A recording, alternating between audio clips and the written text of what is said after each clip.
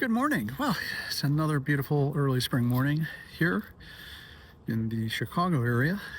And today, this morning, is March 14th, 2025.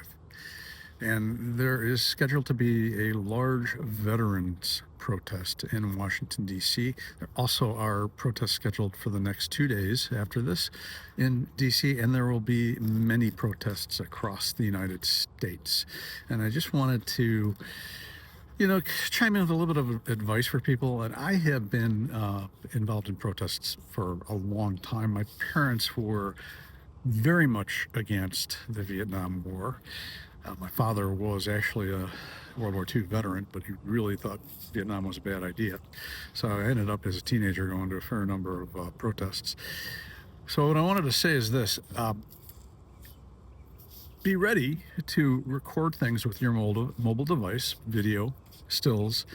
Make sure you understand how to use that. Make sure you understand how to upload to your social media accounts, whether it's YouTube Shorts, X, aka Twitter, and why are you still on that platform? Blue Sky, which is where I am. So make sure you're recording stuff. And there's something real important about this I want to point out. One, there are some people involved in these protests who, their heart's in the right place, but they have a tendency to do things that we shouldn't be doing, like property damage. And there's a reason we don't want to do that is because we want to attract more and more people. Because there's this thing called the 3.5% rule, which essentially, and I'll put a link in a pinned comment to this short and also in the description. We got the flight pattern from O'Hare right over the woods today. But essentially what it says is once you have 3.5% of a population actively involved in protesting, autocratic regimes fold very quickly. Great example from my younger days is Ferdinand Marcos in the Philippines. So make sure you're recording stuff. And by the way, record horizontal video as well as vertical video. I'm doing this vertically because it's going to be a short on YouTube.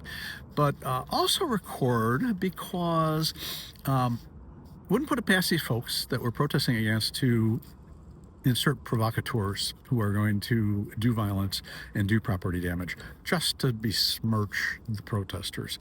They did this during the George Floyd protests. A lot of the violence that happened during those protests were actually provocateurs. They got caught. It's a dumb thing because generally they get caught.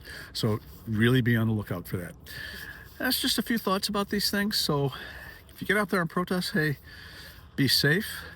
Good luck. Wish I could be in DC with you, but unfortunately I can't. Have a great day.